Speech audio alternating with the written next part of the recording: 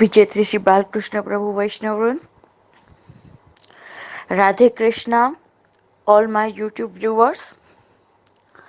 So, what is the universe power? How to apply positive thoughts in your life? तो वैष्णव universe power, ये जो universe power के जो भी हम मैसेज यूनिवर्स में अप्लाई करते हैं, ब्रह्मांड, यूनिवर्स, ब्रह्मांड की शक्ति, तो ब्रह्मांड क्या है? और ये जो जैसे कि ये जैसे योग, योग का हो गया योगा, हम हमारा योग जो है सदियों से सालों से हिंदुस्तान की परंपरा में रहा हुआ है। ये योग, नियम, प्राणायाम एक्सेट्रा, पर उसी को मॉडिफिकेशन करके, उसी को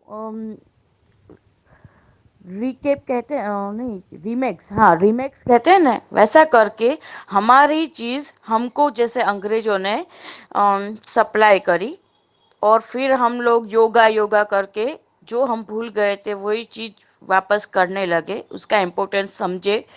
तो ये यूनिवर्स पावर जो है वो भी कुछ और नहीं है, वो यूनिवर्स, ब्रह्मांड मतलब के प्रभु, कुदरत, प्रकृति, साक्षात ठाकुर जी। यूनिवर्स और कुछ नहीं है, यूनिवर्स ठाकुर जी है। तो यूनिवर्स पावर क्या होता है कि यूनिवर्स पावर ये होता है कि हम जो भी मैसेज यूनिवर्स में हम पास ऑन करते हैं, वही चीज़ यूनिवर्स जो है वो एक्सेप्ट करता है, और वही उस वैसा ही हम लोगों को यूनिवर्स रिजल्ट देता है।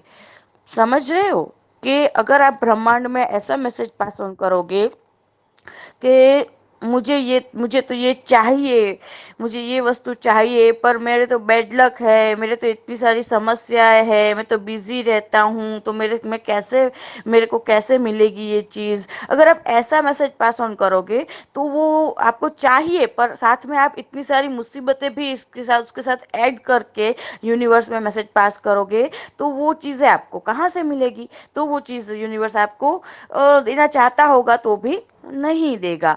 क्यों?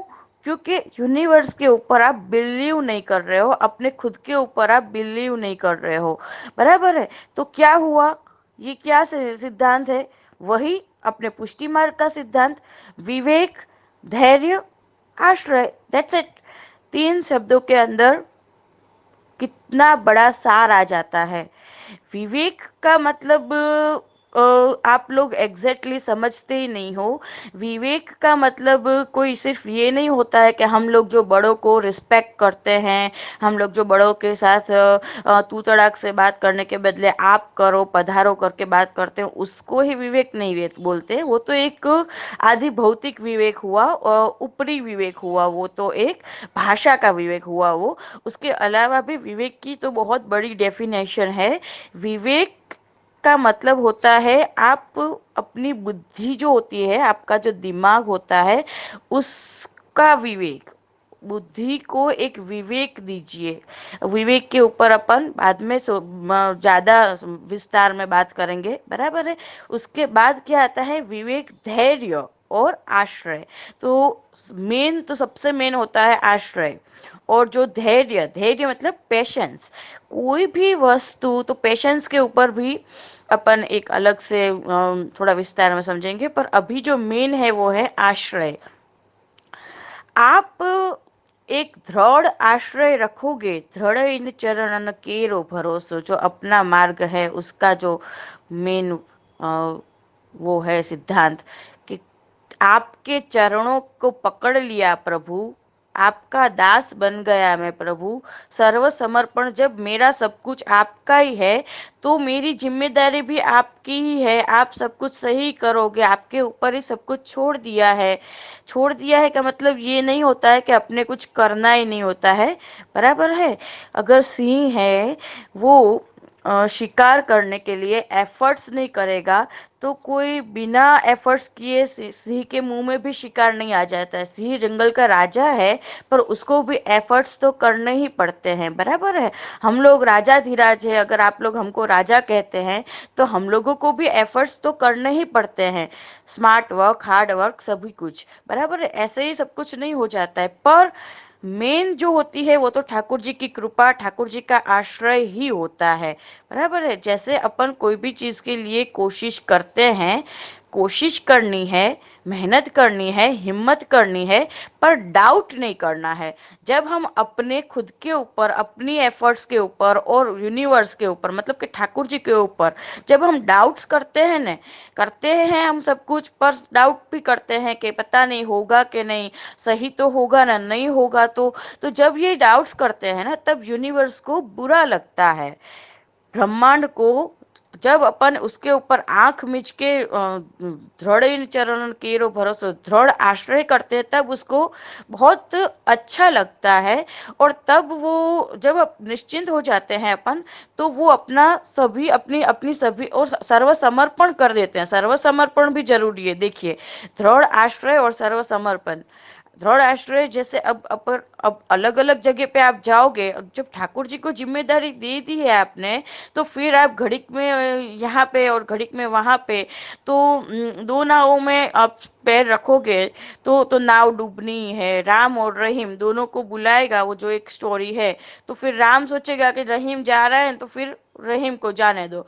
रहीम को बुला रहा है, रहीम सोचेगा कि चलो राम को बुला रहा है, राम जाएगा। तो ऐसा ये सिद्धांत होता है।